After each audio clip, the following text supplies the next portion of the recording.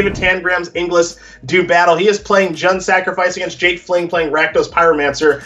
Dom, as we take a look at the opening hands here, I'm actually going to focus on Rakdos Pyromancer at the moment. A deck that's actually picking up in popularity across multiple formats. What are your thoughts on this kind of Kroxa, Young Pyromancer, Claim Fame, mid-rangey-esque strategy that people are playing a lot of now? This is a really interesting deck. I know that Brian Gottlieb has done a deep dive on this in the Pioneer format, and a lot of the same stuff carries over to Historic too. And this deck has all of these pieces working together in harmony. You've got Dreadhorde Arcanist, Young Pyromancer, Kroxa with Claim to Fame, and you get some of these really absurd sequences where you're casting a Kroxa, you're sacrificing it to Village Rites with the trigger on the stack, and then next turn you're claiming it back and then casting something else and like getting a trigger from your Young Pyromancer. So when everything's firing on all cylinders, this deck is truly impressive, but you do have a lot of these moving parts, and if those get interrupted, then you're kind of you have a mopey Dreadhorde Arcanist attacking for one each turn. So you take the good with the bad there. And this is also a deck that is somewhat weak to hard graveyard hate, like Rest in Peace, Leyline of the Void, even Graviticus Cage, and those cards are at an all-time high right now, and that's partly as a response to this deck doing so well. Looks like a Claim the Firstborn is going to be taking that Dreadhorde Arcanist. Arcanist was going to serve him for one. I have to imagine it's going to be sacrificed somehow. There's a Phyrexian Tower, arguably the most broken card in this format, some could argue. We're going to see that used to sacrifice the Dreadhorde Arcanist. And now let's see what the big follow-up is as we get that pop-up off the screen. And Tower, such a big deal, and a deck which honestly doesn't have that many sacrifice outlets among its spells, but just getting those free sacrifice outlets, which turn into an Ancient Tomb among your lands that are kind of baked in for free, is really nice. There's Trail of Crumbs here, making a second food token, so if we ever draw a Gilded Goose, let's say, or Witch's Oven, Cauldron Familiar, then we are off to the races. Off to the races indeed. There's another copy of Dreadhorde Arcanist. A Dragon Skull Summit, and now Witch's Oven is the draw here for Jake. I have a bad Jake from State Farm joke that I'm just not going to make, except I just made it. So... Well, that one's going right over my head, but I'm sure it's going to play. Oh, that's good. I'm glad that went over your head. I'm actually quite pleased that that's far over your head. It's not any good. I couldn't stop myself. I'd say it's early, only because it's my first round. It's actually 9 o'clock in Seattle, so it's actually not early. So we got to buckle up here a little bit. And Jake, wealth of options there. We got the Kroxa, we got the Claim Fame, the Village Rites, we got Lurrus as a companion just chilling out over there. So lots of options on this turn.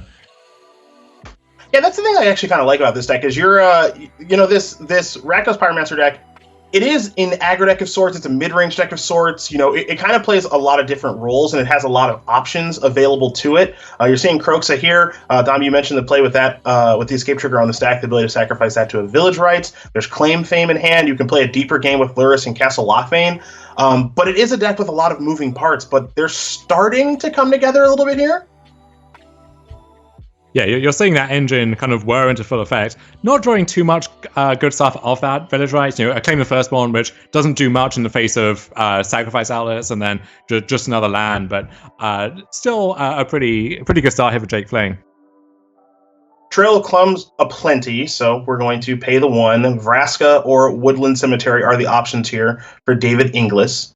So we'll see exactly which card he would like to go with. You did mention the amount of graveyard hate that is running around the format right now with Rest in Peace, Graviticus Cage, Leyline of the Void. I think Leyline is seeing the least amount of play of the three. The option here between Cauldron Familiar and Mayhem Devil, one that Inglis is taking here as well, which is having a very, very significant impact across the format. So I ask you this, while Inglis prepares to take his turn, drawing his first copy of Mayhem Devil, how do you feel about these Jund Sacrifice strategies that are definitely geared around Bull's Citadel? So I really like the Jund Sacrifice shell. I tweeted out that that's what I'd be playing today if I was getting in the ring myself. One feature of this build that David Inglis and Sam Rolfe and that testing group has worked on for the Mythic Invitational next week is they are very resilient against those hate cards. Instead of Collected Company and Bolus the Citadel, they're leaning into Vraska Golgari Queen that you see there, Korvold Faker's King as a 4-of. So, Graviticus Cage lines up great against Company and Citadel, really does nothing at all against Vraska and Korvold. So they're sidestepping that hate while still having these great payoff cards at the top of their curve. Kroxa, Titan of Death's Hunger, has escaped. Cauldron Familiar is a fairly natural discard, it appears. So the 6/6 Elder Titan is on the battlefield right now. Obviously very powerful. You're seeing a hand here with collateral damage, a card I haven't seen in a while. Claim the Firstborn, Claim to Fame, just a couple of lands. So not a ton going on over there for Jake Fling. You have to imagine that this Junk Sacrifice deck isn't going to have the biggest problem with that 6/6 being on the battlefield. You see Vraska, Trail of Crumbs, a copy of Murderous Rider, more importantly, the other side of that card, Swift End at the ready. So we do know that Inglis is one of our top performers here on the SCG Tour online, making top 8 of multiple championship qualifiers.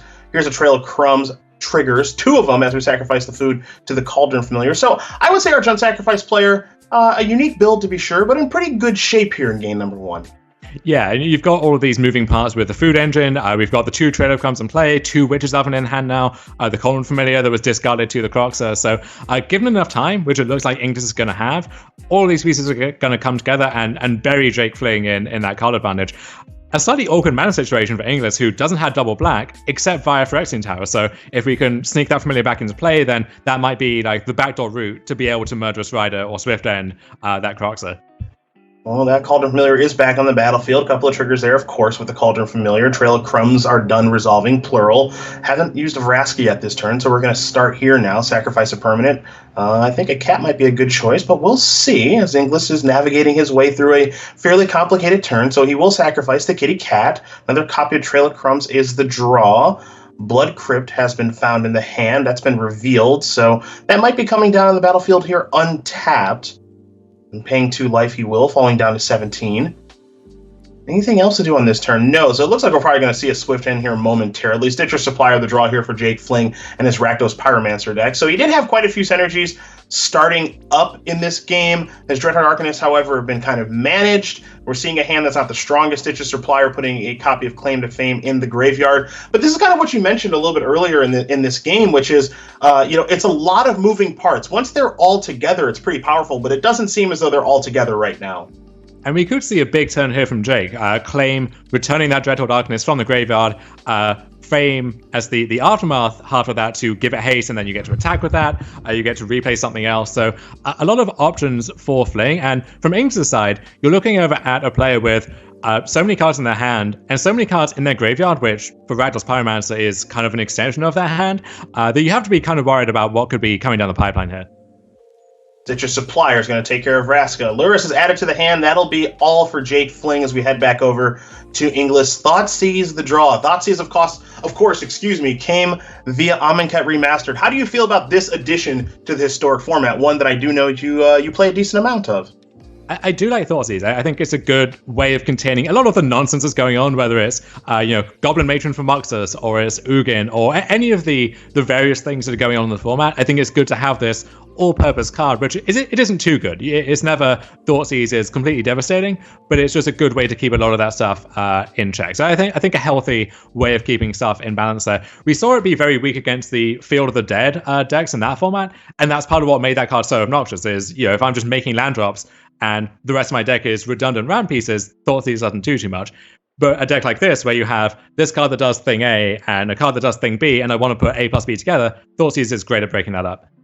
And Thoughtseize looking to break a little something up right now. Going to take care of that Lurrus that was added to Jake Fling's hand. So companions certainly aren't what they used to be. Fling took the opportunity that turn to add Lurrus to their hand. It got stripped via Thoughtseize. A timely top deck there for Inglis. He's building up even more impressive of a battlefield as there is a Trail of Crumbs. The food will be generated alongside it. Now it looks like 2 copies of Witch's Oven. There is a Fabled Passage, and it looks like that may be the turn. So another copy of Collateral Damage is the draw here for Jake Fling. You see Croxus hiding out in the graveyard, but I think Lurrus was the plan here in this game. Play that, get back a Stitcher Supplier, build that graveyard, and that got blown up by that powerful 1-mana discard spell. Yeah, or with Lurrus in play, we can just cast a Croxer every turn and really put the screws on David Inglis. But main deck Thoughtseize for Inglis, this is a card that this build of Junk Sacrifice gets to play because it's not playing a card like Collected Company, where if you need your deck to be full of these good 2-3 mana creatures, the bar for any non-creature card gets that much higher. In this deck, you've got Vraska and Korvold instead. You get to play cards like Claim the Firstborn or Thoughtseize in your main deck and get that versatility. Stitcher Supplier back on the battlefield via Claim, so a couple cards put into the graveyard. Now Croxa is going to be escaping from the graveyard once again. Second time this game that Croxa, Titan of Death's Hunger, has joined the fray. So we're going to see that resolve. Fabled Passage will be sacrificed here. in response, I'll be digging up a basic land here in just a moment. We'll see what Inglis wants to go with. But, obviously the collected company version of the Jund Sacrifice deck, I guess more Jund Bolus, I would say, on Bolus Citadel, we're not seeing those cards here. I mean, that's a real decision point with regards to deck building that you mentioned that Inglis and his teammates getting ready for the Mythic Invitational have moved away from. How do you feel about that decision? Because obviously a lot of people were gearing up towards trying to beat Bolus Citadel and Collected Company because those two cards in combination with this strategy kind of hit the ground running in Historic, I'd say about 2 weeks ago. Right, so the list that I tweeted I would have played, it still plays Collector Company. I think that card is too good not to play, with Corvold as the top end of choice instead. I think the food engine that you see here, it's a lot of moving parts, a lot of space, a lot of effort to do things which I think you can do through other means anyway. So I didn't like that aspect of the deck. But I think this basic shell, with the help of Corvold as the key innovation there, is a good place to be. But we see Croxer in conjunction with these haste effects, eating Inglis's entire hand, crunching in for a lot of damage, and this is the kind of mid-game / end game that the Rakdos Pyromancer deck really is hoping for. Woest Rider, the draw, Cauldron Familiars in the graveyard, Murderous Rider on an adventure. So it might look like there are 4 cards in Inglis's hand, and I guess in some ways, by extension, there are. And it looks like there's going to be a couple more here now, too, because Trail of Crumbs is going to start going off. Sacrifice a food token, 3 triggers. Here's the first one. Blood Crypt and Vraska. Let's analyze the battlefield, see how effective these cards can be before making a decision. We're sitting in Tangram's chair right now, so Vraska's added. We'll pay 1, it appears, which is Oven and Forest are the options here for Trail of Crumbs. Trigger number 2, so which is Oven joining the fray. Will we pay for the 3rd Trail of Crumbs? I think that is the big question here if you're English. You love adding more cards to your hand, but you are being pressured a little bit. So it looks like the answer is no. Cauldron Familiar back on the battlefield. Vraska, hello. Goodbye. Croxa.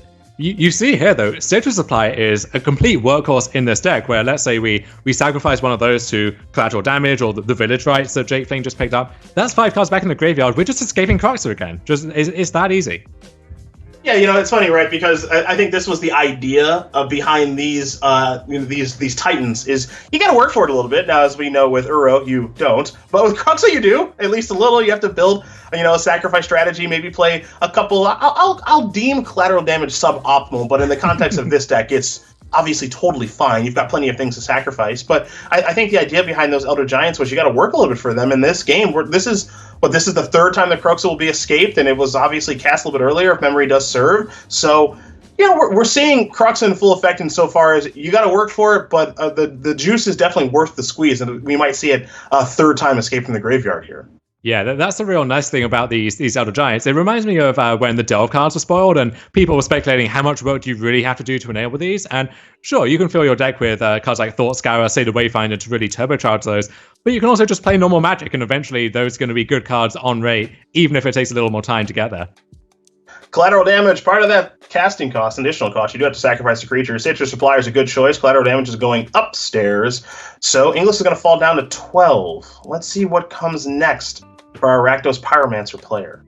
And so here's Croxa for maybe, is it the 3rd time, 4th time this game? I'm really losing count here.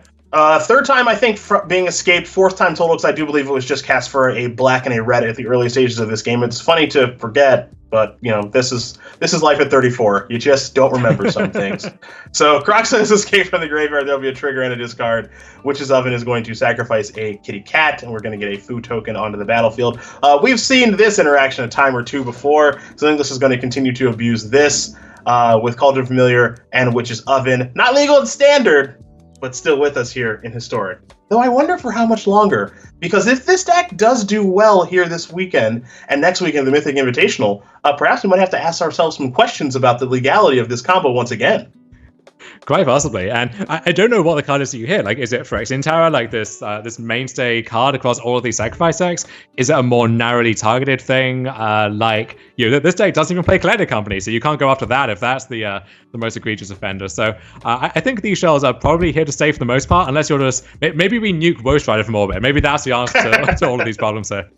It's funny to laugh at Woest Rider, but it is a key piece to this strategy. I mean, it's incredibly powerful, incredibly flexible. You're seeing Trail of Crumbs activations taking place once again, just like last turn.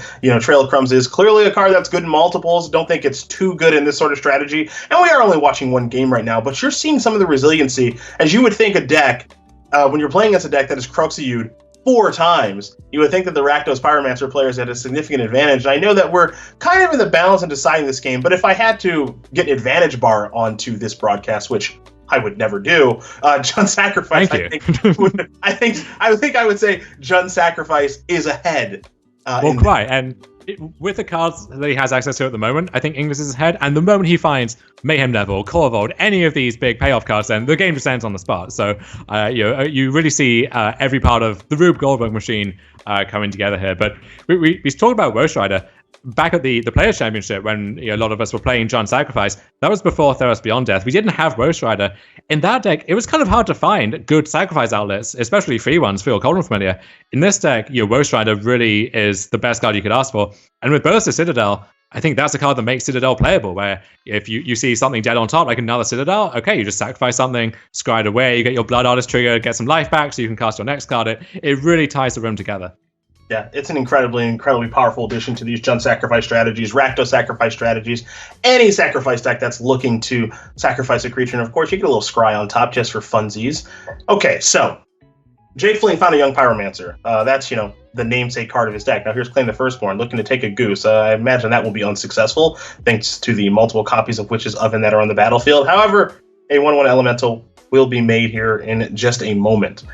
Young Pyromancer has shown up a little bit late to this party, I would say, and I'm not sure if that card's even powerful enough to accrue a significant enough advantage to actually come back, because, you talked about how when Rakdos Pyromancer, the Rue Goldberg machine's able to get everything kind of rocking and rolling. Well, you can say the same thing about Jund Sacrifice and what Tangrams, David Inglis, has built here. His machine is definitely up and rolling here, so I don't know if there's any way to pull a card out and make the House of Cards fall. Yeah, we're calling this deck Rakdos Pyromancer, and that is the signature turn you play. That's the card you want to start the game out with to make all of your subsequent plays better. But when you get into the mid-game, often that's not really what the game is about at this point. So here comes Santa Claus. There will be a trigger from Kroxa. Food token going to be made. You're seeing a battlefield with multiple copies of Trail of Crumbs still. 3 of those, 3 Witch's Ovens, 2 food tokens. We're going to see another copy of Collateral Damage. Look like that's going upstairs. It's going to knock Inglis down to 11. However, Cauldron Familiar doesn't really care. We're going to sacrifice a food. We're going to get Trail of Crumbs triggers, a plenty. We're going to be here a little while. Pay 1, sure. Thoughtseize and Gilded Goose. Let's add the goose. Continue to get loose. Next one. There it is. Hey, there we go. Took long enough. The Return of the King. Yeah. I was wondering if we were going to find that thing ever. Go ahead. You're seeing why Cauldron Familiar ended up banned in Standard. It's so obnoxious to any deck that's just attacking with one large creature. You would think Kroxa, that's a 6/6. That should be a big, fearsome thing that you have to control in combat. And instead, okay, my cat blocks it, my cat comes back, my cat blocks it again. It's like that Kroxa basically doesn't exist at this point. Yeah, one thing I've seen that I don't take all that seriously is when people note that, like, Uro or Kroxa should have trample. Nah, we're good. No, we're good. I mean, first of all, there's not enough room on the card to put the word trample on it. We've got to think about these things. But also, no, we don't need that. Not every giant creature in Magic needs to have trample. The game would be significantly less fun if you can't do this. Now, one could argue how much fun is it to block Kroxa every turn with Cauldron Familiar. Yeah, your mileage may vary. For me, it's not something I really want to do, but I do want to do this. Corvold, Fake Curse King. Let's get this game over with, because Kroxa takes like a 1 untap generally to win the game. We got an opponent here at 11. We're going to see oh boy, we're going to be trigger heavy. We could crash Arena right now, theoretically. I would love to, right click auto no to these Trail of Crumb triggers, but you got to put the work in if you're going to play with these cards on Arena. So that's just the world we live in for now. But do you think we could sneak reach into Uro somewhere? It would be hit. Yeah. You forget about it a lot. Well, it is green, so, all green creatures should have reach. I'm totally with you. I remember the first time that I realized that Gemrazor had reach, because reach plus trample is not something you see that often. I was like, wait, what the heck? I can block a fly. It doesn't make any sense, but I mean, your creature's dead, so I don't mind too much. Plays offense and plays defense. A little bit of column A, a little bit of column B, That's what I love. Here comes Rakdos, here comes Mayhem Devil, not Rakdos Devil. It's Mayhem Devil, and if this game wasn't over before, it almost certainly is now. Here we go. There's the right-click concede. Actually, that would be on Magic Online. It's escape, click concede. There we go. Sideboard time. We're going to watch these players dial it up a little bit, but before we do that, let's talk about Zendikar Rising, the fact that you can pre-order all of your cards now at starcitygames.com/ZNR. We in the midst of preview season. We saw Jace Mirror Mage and Nahiri Hair of the Ancients kicks things off. We've seen modal double-faced cards, which are very, very cool. The pathways among them, if you are on, or if you're on the internet, so you're watching us, of course, but if you head over to starcitygames.com today, not only can you pre-order, but you can see our fantastic team, which Dom and I are a part of, writing about modal double-faced cards. Today, Shaheen Sarani just wrote just a scathing piece about people being wrong about Seagate Restoration. I'll say this. Someone's wrong. I don't know who, but somebody's wrong about that card. Shaheen feels very strongly as though that card is good. You can pre-order that one, too, along with the rest from Zendikar Rising at starcitygames.com/ZNR.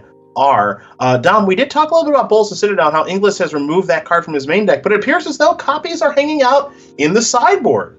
Yeah, I think it's a good pivot card for a matchup like this, where Rattle's Pyromancer can't really afford to run Grafdigger's Cage or something like that. So if it is a somewhat like semi-grindy matchup like this, just go over the top with Bowls of Citadel. And you don't have the cards like Blood Artist that really maximize the potential of Citadel. Still a fantastic card. Still, one of the marquee cards of this format. So I kind of like having access to that just because it is such a unique effect, and sometimes they do have the removal spell for the Core Vault, or they do have other cards that are kind of cramping your style a bit, and Citadel wins cards that no other card in Historic and maybe even in Magic can win for you.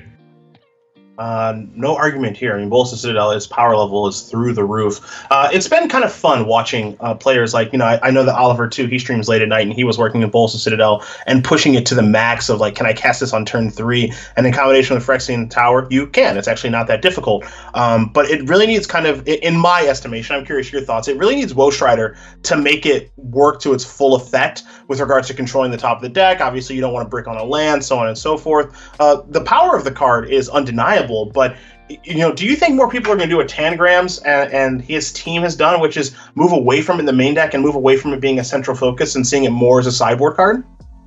Perhaps. Citadel is such a good card when it works that it's hard to take a step back and evaluate just how often that does actually work. Part of the reason I like Core Vault instead is it is actually kind of trivial to cast that card on turn 3 when you have Gilded Goose, maybe Llanowar Elves in the non-food builds. If you have these 2-mana accelerants like Priest or Paradise Druid and then Phyrexian Tower, like you can just turbo out a Core Vault and put the opponent to the test. And then Citadel, I think, is the best card you can hope for when things are going according to plan. But when your resources are under attack, it can be hard to jump up 2/6 for the Citadel. And then if you're under pressure from attackers or, Citadel asks a lot more of you, I think. And it rewards you more, but that is the trade-off that you have there. Thoughtseize kicked this game off, took a copy of Trail of Chromes, makes a lot of sense there. Here's a Stitcher Supplier. We'll see a trigger. A couple of cards headed to the graveyard. Nothing notable at this stage. You're seeing here for Jake Fling, missing red mana for those young Pyromancers, plural, along with Angrass Rampage. So we head back over to Inglis.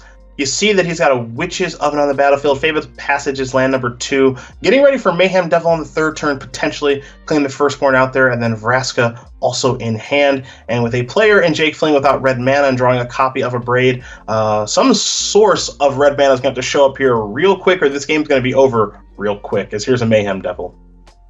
Yeah, the Rakdos Pyromancer deck has some amount of sacrifice stuff going on itself, and Mayhem Devil keys off both players. The first time your opponent plays a Mayhem Devil and then you go to crack your Fabled Passage end of turn, you learn that real fast. Yes. So Mayhem Devil, the best card in the actual sacrifice mirrors, and not half bad against any kind of sacrifice adjacent stuff like this either. Speaking of Mayhem Devil, it's coming into the red zone. It's going to come across here for 3. Fling's going to fall down to 15. Another copy of Witch's Oven and a passing of the turn. For Fling, last turn, Lurrus was added to the grip. Now Lurrus is in hand and ready to be cast, but you can see that there's nothing to replay from the graveyard, so it doesn't even make sense to play Lurrus. I think Fling is probably thinking no. Citrus Supplier is going to hang back as well. And with a 4th land and a first Vraska almost certainly on the way here for Inglis, I think it might be a runaway here for our Jund Sacrifice player who got a little crafty during the sideboarding. I'm not sure any of that, Dom, is going to come up. No, and you see maybe a weakness of the food engine here where, let's say Jake did have red mana, was able to Rampage away or Braid away the Mayhem Devil. Inglis doesn't have too much going on. There's witches ovens, nothing getting heated up right there. But yeah, I think this game doesn't really matter what configuration Inglis is going with. This one is a runaway. Vraska's going to plus. Thoughtseize is the draw. You're a little late to this party here. Powerful discard spell. First Thoughtseize, of course, did take Trail of Crumbs. Second one will not even be cast, as Jake Fling's going to concede this game and therefore the match. David Inglis is going to win this one here. 2-0. He's going to move on to 3 and